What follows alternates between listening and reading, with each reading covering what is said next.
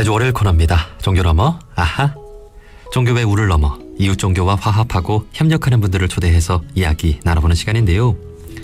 지난 29일이었죠. 개신교를 대표하는 새 기관이 대국민 사과와 함께 개신교인들에게 당부 메시지를 전했습니다. 한국기독교교회협의회, 한국 YMCA 전국연맹, 한국 YWCA 연합회가 한국교회 100주년 기념관에서 공동 기자회견을 열고 교회가 코로나19 확산의 진원지가 된 것에 대해 사과하고 교인들에게 확산 방지를 위한 노력을 해줄 것을 촉구했는데요. 이에 대한 자세한 이야기 한국 YMCA 전국연맹 김경민 사무총장님과 말씀 나눠보겠습니다. 사무총장님 나와 계시지요? 예, 안녕하십니까? 예, 반갑습니다. 자, 먼저 저희 청취자분들께 한국 YMCA 소개와 함께 인사 한 말씀 좀 부탁드립니다. 예, 한국 YMCA는 YMCA라는 뜻이 기독교 청년회라는 뜻이고요. 1895년도에 협성회라는 학생회로부터 시작해서 지금까지 한국의 기독교 선교운동과 시민운동을 전개하고 있는 단체입니다. 전국에 68개의 지회가 있습니다. 예, 기독교 정신을 갖고 있는 대표적인 한국의 어떤 청년단체라고 볼 수 있는 거죠. 그렇습니다. 자, 지난 29일이었는데요. 개신교의 새 기관이 공동 기자회견을 열고 대국민 사과 메시지를 전했습니다. 자, 이 자리 어떻게 마련된 자리였습니까?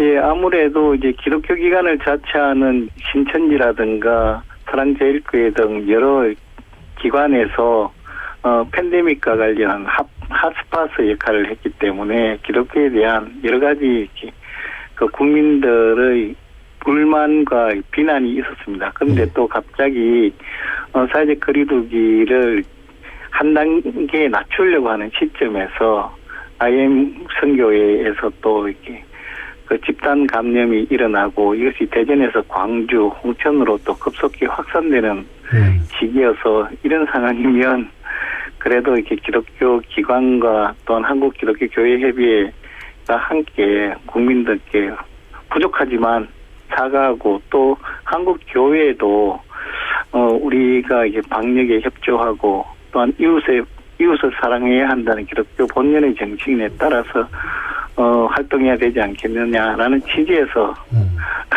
공동 기자회견을 열었습니다. 예. 혹시 이 새 기관은 어떻게 좀 그 만남을 갖게 됐습니까?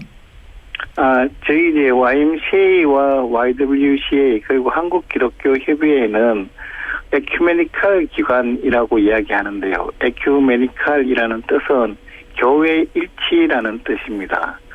예수님을 그리스도로 고백하는 교회 전체가 함께 연대해서 하나님 나라에 대한 선교와 또한 우리 사회와 역사에 대한 봉사 이런 것을 함께하자 이런 뜻이기 때문에 신학적으로 공유하는 바가 많이 있어서 평소에도 함께 같이 활동을 많이 해왔습니다. 네. 이 에큐메니칼 기관들 그러니까 교회가 하나가 돼서 세상을 위해 종교 본연의 역할을 해나가야 한다라고 하는 취지를 갖고 있고 이제 지난 1년 동안 교회가 한국 사회에 끼친 영향에 대해서 반성하고 사과하고 하는 자리를 마련을 한 건데요. 예. 아마 그 이러한 인식은 개신교계 전반이 지금 함께 하고 있는 부분이라고 볼 수 있겠죠? 저는 대부분의 교회는 방역과 관련해서 정부와 함께 협력해서 해야 된다라는 이렇게 인식을 공유하고 있다고 생각하는데요.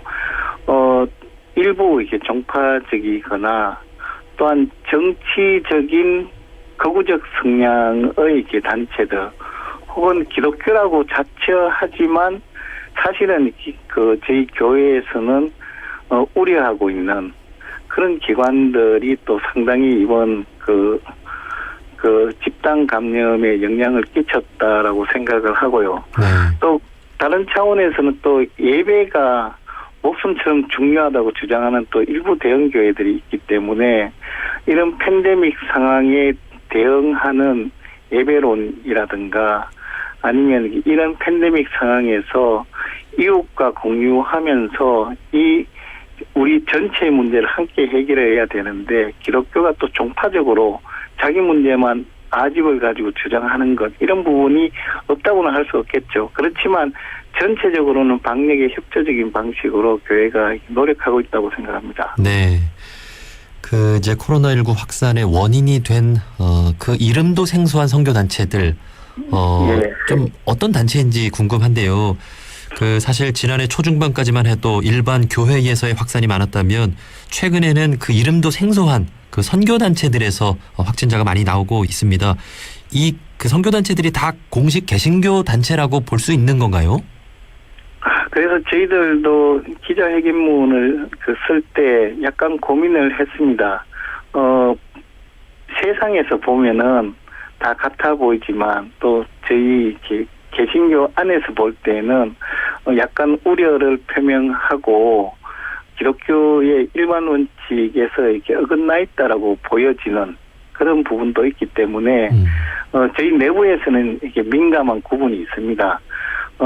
그래서 예를 들면 저희들이 이제 성명서에는 기독교의 뿌리를 두고 있다고 자처하는 네. 이런 개념으로 썼는데 신천지 같은 경우는 일단 교회에서는 이단으로 판단하고 있고 BTJ 같은 경우가 이제 백투 예루살렘 이런 뜻이잖아요. 예. 인터코업을 이렇게 기반으로 하고 있는 그 BTJ 열방센터에 또 이렇게 집단 감염에 이렇게 그 확산처가 되었는데 이런 경우도 신학적으로는 교회에서 이렇게 경고를 하고 있는 입장이어서 그런 차원에서는 기독교 내부에서 이렇게 좀 여러 가지 이렇게 논쟁이 많은 지점에서 일어난 부분이라는 생각이 들기도 하고요. 네. 또 반면에 이제 IM 선교회 같은 경우는 저는 뭐 기독교 밖에 있다라고는 이야기하기 힘들다고 생각하는데 사실은 또 한국 교회가 이렇게 미국의 그 근본주의적 교회와 이렇게 연계를 가지게 되는 어떤 입장들이 있는 것 같아요. 예. 상당히 극우적인 입장인데 뭐 대표적으로 보면 그 반모슬렘이라든가 아니면 최근에도 끊임없이 이게 문제가 되는 LGBT 등 이게 동성애 등을 포함한 문제들에 대해서 극단적인 근본주의적 태도를 보인다든가 뭐 이런 것들이 이제 사실은 미국의 그 극우 근본주의 교회와 의제를 공유하고 있는 지점이 있거든요. 네. 그래서 그런 부분들이 한국 교회 안으로 들어오면서 한국 교회가 처음 이렇게 한국 사회에 이렇게 정착하면서 보여줬던 민족적인 성격이라든가 또한 그 사회에 봉사하는 그런 열정적인 모습들이 너무 종파적이고 또한 이렇게 그 협소한 자기인식, 종말론적 자기인식으로 퇴행해버린 거 아닌가라는 우려를 기독교 내부에서도 심각하게 고민하고 있습니다. 네, 네. 그 말씀해 주신 대로 기독교에 뿌리를 두고 있는 다양한 교회들 또 선교 단체들 이 많은 만큼 이를 한 번에 이렇게 규정 짓기는 참 어려울 것 같습니다. 그렇지만 전반적으로 한국 교회가 이 세상과 저 세상이라고 나누면서 이 하늘나라 가는 것을 목표로 두고 이 세상을 사랑하셨고 이 세상을 향해서 목숨을 십자가에 달리셨던 예수 그리스도의 세상 사랑, 사회 사랑, 또 역사에 대한 헌신 이런 부분에 상대적으로 약화된 탈역사적 현실은 마땅히 저희들이 반성해야 될 자리라고 생각합니다. 네. 네. 자, 그렇다면 이제 이게 어쨌든 뭐 선교든 뭐 교회든 다 정신의 영역이고 어떤 또 신념의 영역인 만큼 이를 다 이렇게 규정할 수는 없지만 그럼에도 중요한 것은 이제 공식적인 교회, 공식적인 선교 단체가 되어야 할 것 같거든요. 이제 보통 교회든 선교 단체든 그 지자체에 신고를 다 해야 되잖아요. 그런데 이제 비인가 교회라든지 비인가 선교 단체는 어떻게 해서 좀 나타나는 걸까요? 이번에 이제 IEM 국제학교 같은 경우가 비인가 대안학교죠, 그죠? 네. 그래서 이제 비인가 대안학교는 지금도 한국에도 많은 것 같아요. 그러니까 제도학교에 그 대한 대안으로 인가된 대안학교도 있고 또 비인가된 대안학교도 있는데 이번에 이제 IM 선교회에서 운영했던 IEM 대안학교 같은 경우는 이제 비인가 대안학교인데 그 비인가 대안학교가 사실은 이렇게 여러 가지 그 상업적 동기와 또 그 미국이나 이런 영국이나 이런 영어권에 쉽게 유학을 갈 수 있다라는 그 장점 혹은 뭐 그런 그 메리트를 제시하면서 이게 굉장히 급속한 속도로 확산되고 또한 이게 많은 이게 교회에 있는 그 청소년들을 이렇게 확보한 것이 문제가 된 것 같습니다. 그래서 전혀 이렇게 방역 수칙도 지키지 않으면서 운영했다는 점 등등 해서 이번에 실제로 문제가 된 것은 IM 선교회가 운영하는 비인가 대안학교가 문제가 된 것 같고요. 교회는 대부분 이제 노회라는 게 있어서 그 노회에 소속되면서 노회의 법인격을 공유하는 방식으로 이렇게 운영되고 있기 때문에 실제로 다 이렇게 한국에 있는 다양한 그 행정적 시스템에서 포착된다고 생각합니다. 그렇지만 또 일부는 그렇게 이제 비법인 사단의 형식으로 자기들이 모여서 그냥 교회라고 자임하는 것도 많이 있기 때문에 이제 그런 부분에서 교회라고 자임하지만 제도적 교회의 틀 안에 들어와 있지 않은 많은 선교단체라든가 또한 그 교회라고 자임되는 그런 조직들이 있는 것도 사실입니다. 그래서 이런 부분은 이제 교회가 가지고 있는 틀 밖에 제도교회 밖에 운영하는 거기 때문에 그런 면에서는 이게 제도교회 틀로 있는 다양한 종파들의 그 관리 밖에 있다. 또 그래서 동시에 행정 조직의 이렇게 관리 밖에도 있는 그런 교회 조직들이 많이 있는 것도 사실입니다. 예. 그 이제 종교라는 것도 이제 사회의 일부인 만큼 건강한 어떤 사회의 감시 또 어떤 지자체의 통제를 받아야 하는데요. 이제 말씀해 주신 대로 그 개신교의 다양한 그 비인가 교회라든지 뭐 선교 학교는 그러면 통제를 좀 어떤 식으로 좀 가능하겠습니까? 근데 이제 전체적으로는 뭐 한국이 이제 민주적 사회니까 결국은 이제 한국에 있는 기독교 공동체들의 내적 자정 능력이 얼마나 높아지느냐라는 것이 일단 관건이라고 생각하는데요. 예. 아무래도 이제 공조직으로서의 행정이나 아니면 제도교회의 틀로서의 노회라든가 총회의 이렇게 규정과 또 이렇게 그 명령 이런 것에 이렇게 복종해야 되지만 그 제도의 틀 밖에 있는 교회 같은 경우는 저희들이 사용한 개념으로 보면 기독교의 뿌리를 두었다고 자처하는 조직이지만 제도교회 입장에서는 이걸 이단으로 보는 조직도 있고 혹은 이렇게 어떤 경우 예를 들어 신천지 같은 경우는 교회는 전체적으로 이렇게 그 이단으로 이미 규정한 조직이거든요. 그리고 이게 열방 인터콥이라고 이번에 이제 BTJ 열방센터 때문에 문제가 됐던 것도 교회에서는 신학적으로 상당히 우려를 표시하고 있는 그런 조직이기 때문에 이러한 이제 그 일반 공교회 밖에 있는 그 기독교적 모임들에 대해서는 한국 교회가 이제 상당히 이제 나름대로 자정 능력을 갖고 교회가 가야 될 비전을 명확하게 해야 되는 그런 지점에서 대안이 찾아지지 않을까 싶습니다. 네. 그러니까 교단별 통제나 자정 능력은 키우면서도 이제 그 밖에 있는 그 소수 뭐 교파들 말씀하신 어떤 이단 현상으로 나타나는 부분들은 좀 어쩔 수 없는 측면도 있는 만큼 이 부분에 대해서도 앞으로 좀 통제가 필요하겠다는 생각이 드네요. 예, 그건 뭐 충분히 공감하는 것이 그 BTJ 같은 열방센터 같은 경우만 해도 교회에서는 일부 경각심을 갖고 있지만 굉장히 많은 제도교회 청년들이 그 열방센터의 연수 프로그램에 합류했던 현실이 있거든요. 그래서 BTJ 열방센터의 확산과 관련해서 한국교회가 책임이 없다라고 말하는 것은 저는 어불성설이다라고 생각을 하고요. 그런 차원에 또 아까 말씀하셨듯이 초중반에는 또 일반 교회에서의 확산이 많았지 않습니까? 그렇죠? 네.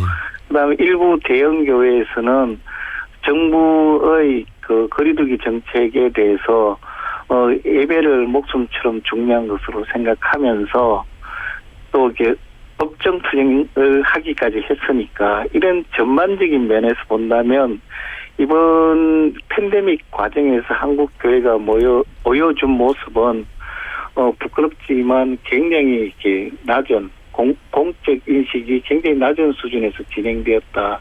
이것이 만약 한국 교회의 전체적인 수준이라면 뼈아픈 갱신과 또한 이게 회개 운동을 통해서 한국 교회를 새롭게 해야만 우리 이게 한국 국민들과 함께 갈 수 있는 그런 한국 사회의 동반자로서의 한국 교회가 될 수 있을 거다라는 그런 뼈아픈 반성들도 저희들은 하고 있습니다. 네.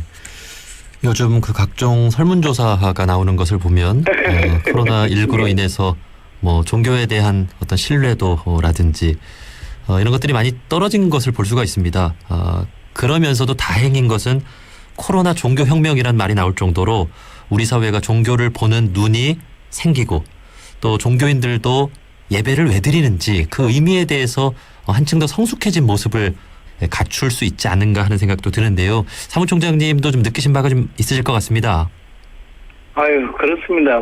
그런데 솔직하게 말씀드리면 불교라든가 원불교라든가 캐톨릭에서는 굉장히 이제 소수의 그 확진자가 나온 것에 비해서 제가 보니까 종교가 보니까 18%가 감염자더라고요. 전체 확진자의 18%인데 거기에 거의 대부분을 이렇게 사실은 이렇게 교회가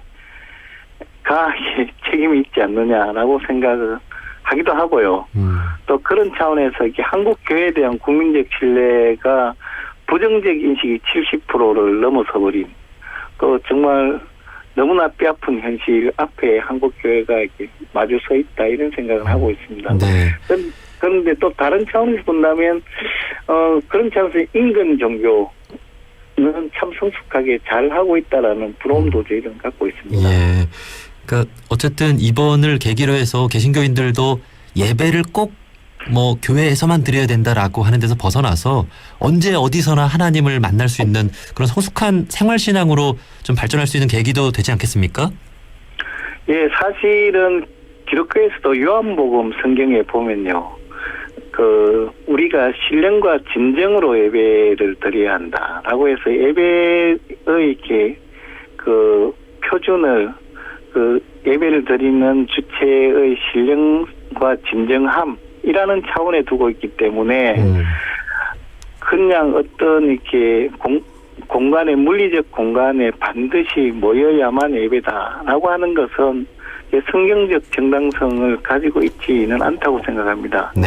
그리고 또 이렇게 한국 교회 기독교의 다양한 역사 안에서도 꼭 예루살렘에서만 예배를 드리지 않았던 수많은 또 이렇게 기독교의 역사가 있지 않습니까? 네. 그래서 저는 실제로는 이웃에게 봉사하고 진정으로 사랑하는 것 이것이 예배다라는 차원으로 한국 교회의 예배에 대한 의식도 훨씬 더 보편화되고 성숙해질 필요가 있다라고 생각합니다. 네. 자, 이제 이런 상황에서 뭐 개신교가 더 잘못하고 뭐 원불교, 불교는 잘하고 이런 걸 구분하기에 떠나서 어떤 종교가 잘못을 하고 어떤 종교가 잘했는데 종교 전체가 이렇게 좋은 평가를 받을 수 없겠죠. 이제 모든 종교가 이제 한 마음으로 세상을 더 좋게 만드는 그런 목표를 갖고 함께 해 나갈 때 또 종교가 신뢰를 받을 수 있을 거라는 생각이 듭니다. 자, 앞으로 이제 뭐 기독교인 분들 그리고 또 이웃 종교인 분들께도 좀 특별히 하고 싶은 말씀이 있다면 마지막으로 한 말씀 해주시죠. 예, 저는 이렇게 한국 사회의 가장 중심적인 신뢰의 공간이 사실은 종교라고 생각하고요. 실제로는 이게 종교인 평화회의라는 게 있어서 7대 종단들이 다 같이 모이고 있지 않습니까? 예.